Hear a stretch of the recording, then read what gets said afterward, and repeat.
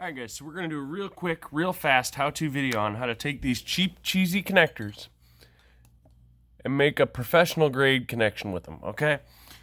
Now, this is how I do it on a budget. So, first and foremost, you can take a good pair of pliers. In this case, I'm using channel locks because they grasp it nice and flat so it doesn't deform. Grab a hold of it, and then I've got a pair of pliers that work nifty for this because they're notched. I don't actually know what they're made for, but they work pretty good. And you're going to grab a hold of the plastic end, give it a light wiggle and a pull, and it'll pull off. Now you got rid of that cheesy plastic end. You're also going to need a piece of heat shrink. I prefer a size smaller than this, but I'm out of that size. So, actually, wait. There's the size smaller. Haha, I do have a fresh container of it. Good. I'm going to cut down a short length of this, okay? Doesn't need to be very long. It's protecting a connection, not a big old friggin' splice. Now, me personally, I like to use heat to melt this plastic down a little bit and then just pull it off with my fingernail. Now, it's not the most professional way to do it, but it works. We get a nice little clean end there. All right, so now we're going to take and slide our terminal on here.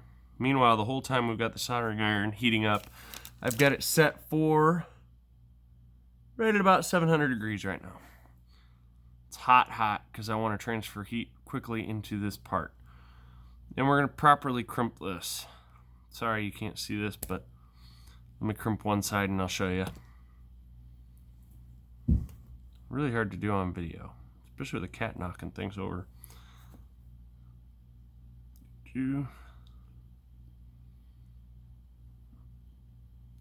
Okay, I rolled one side down and in. Now I'm going to roll the other side down and in. It's not the right crimper for the job, but it does a very good job of crimping it. And there we go. And you don't screw up like me and forget to put your heat shrink on, because then you got to go to the next size up because I screwed up.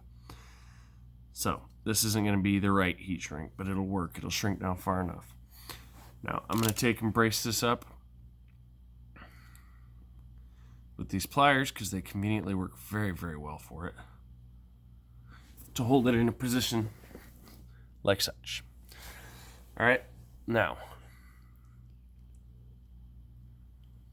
we're going to take our solder here. Sorry if the camera quality is not the greatest, but we're going to be touching it to the iron next to the metal component we're going to solder to allow the liquid to better thermal transfer the heat into the metal. And then we're going to work it over on top of the metal.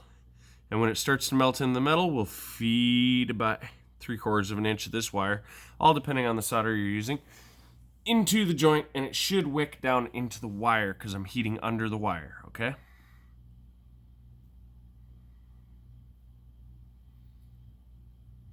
There's the heat transfer, it's melting, and it's in. Just like such. Real quick and simple. I've done this too many times now. What you're left with, if I can get it in frame, is a really nice soldered connection. So, nice soldered bond, never gonna break. Now this is gonna be hot, so don't slide your heat shrink up immediately. Kind of let the heat dissipate out of it. All right. Bring it over here quick, cool it off.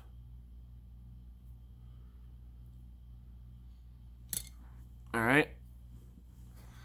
Now you can slide your heat shrink up like such and shrink it with a lighter. Or you can use a heat gun in this application. It all depends on your personal preference. I like flame just because it's fun. Fire's fun. Now, like I said, this isn't going to heat shrink down as well as it could, but it'll shrink. And there we go. One professional soldered connection. It's neat, it's clean, it looks like it's supposed to be there. This is our USB, which still needs zip tied down to that back panel, but it's going to run to power and ground.